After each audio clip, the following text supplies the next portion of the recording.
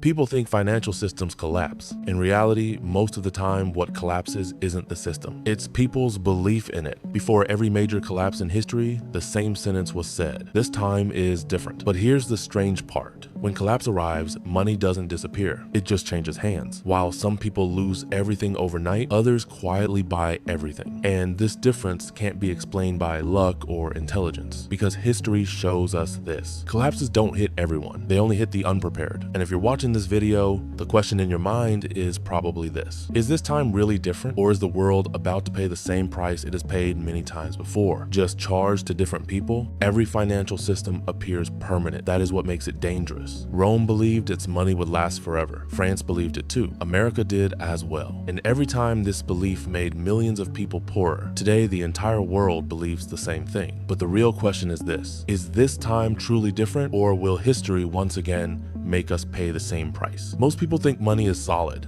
They look at numbers on a screen, bank accounts, national currencies, and assume they are stable because they have always been there. But money has never been solid. Money is trust, and trust is the fastest thing to disappear in an economy. The illusion of permanence traps people. It makes them passive. It convinces them that tomorrow will be no different from yesterday. Yet history shows the exact opposite. Every collapse leaves behind the same lesson, and this lesson is almost never learned by the majority. Those who survive do not do so because they are smarter, stronger, or luckier, but because they noticed one thing earlier than everyone else. To see this clearly, it is necessary to look back. The Byzantine Empire possessed the most reliable currency in the world for centuries. Its gold coin was accepted across continents without question. It appeared untouchable. Yet, even though Rome had already destroyed its own system by quietly debasing silver, the Byzantines repeated the same mistake with gold. Slowly, almost without being noticed, its purity was reduced. At first, no one cared. Then, trust cracked. And when it broke, wealth did not disappear. It shifted away from paper promises toward things the state could not control. Those who noticed this change early preserved their wealth. Everyone else watched their money melt away. The first answer from history is hidden here. But collapse does not always begin with manipulating money. Sometimes a single shock is enough. In the 14th century, the Black Death wiped out nearly half of Europe's population. Economies stopped, cities were emptied, trade collapsed, and then something unexpected happened. Labor became scarce, work gained value, and land became cheap. Those who survived and had resources gained a power they could never have imagined. Properties changed hands at prices far below their former value. Those who understood what was happening did not merely recover.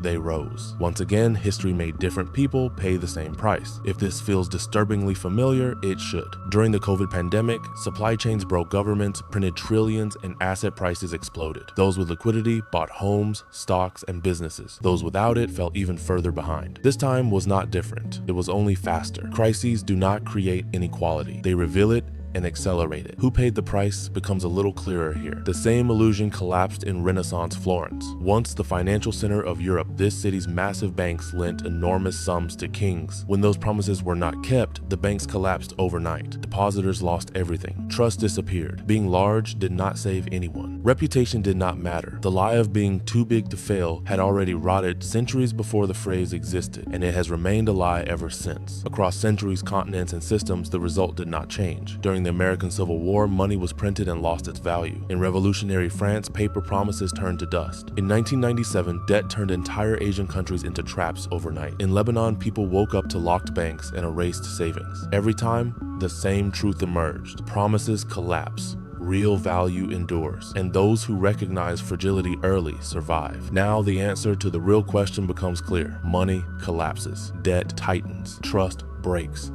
And when this happens, wealth flows upward from those who believed the system would protect them to those who understood that it would not. Collapse is destruction for the unprepared. But for those who hold real assets, real skills, and real value, it becomes an opportunity. Because wealth is not only what you own, it is what you can do when systems collapse. In every collapse, money loses its meaning, but production does not. People still need food repairs, trade, and solutions. The farmer, the craftsman, the merchant, the producer, these are the ones who rise while illusions collapse. History has never rewarded blind belief. It has rewarded awareness, adaptability, and the ability to create value when everything else falls apart. And now we return to the first question. Is this time truly different? No, it never has been. The real difference is who is made to pay the price. Those left alone with promises, or those who hold something real. History does not repeat itself exactly, but if you ignore it, the result is always the same.